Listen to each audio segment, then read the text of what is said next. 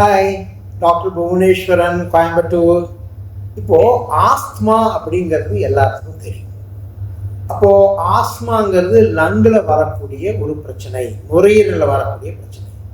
இப்போ சில பேர் கார்டியக் ஆஸ்துமா, ஹார்ட்னால ஆஸ்துமா வரலாமா அப்படின்னு ஒரு கேள்வி கேட்குறாங்க. சில சமயம் இந்த வார்த்தைகள் கார்டியக் ஆஸ்துமாங்கிற வார்த்தையும் உபயோகப்படுத்துறத பார்த்துருக்கோம். அதை பற்றின ஒரு சின்ன விஷயம்.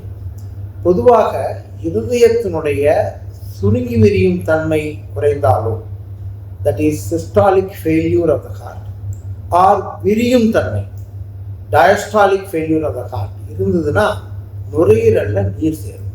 அப்படி நுரையீரலில் நீர் சேரும் பொழுது அந்த நுரையீரலினுடைய சுருங்கி விரியும் தன்மை, நுரையீரலினுடைய சுருங்கி விரியும் தன்மை குறைஞ்சி அதன் காரணமாக வீசிங் என்று சொல்லக்கூடிய ஆஸ்மா மாதிரி ஒரு அமைப்பு உண்டாக வாய்ப்பு இருக்கு.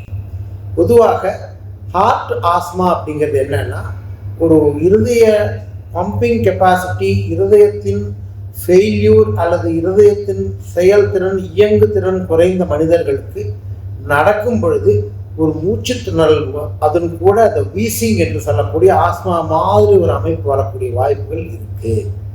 அதனால ஒருத்தர் இந்த வீசிங்னு வந்தால் அது லங்ஸ் தான் அப்படிங்கிற மாதிரி நினைக்காமல், இருதயத்திற்கும் சில பேருக்கு வாய்ப்புகள் இருக்குது அப்படிங்கிறது தெரிஞ்சுக்கணும்.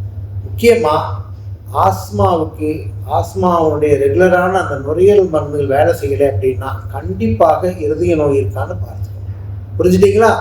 வணக்கம்.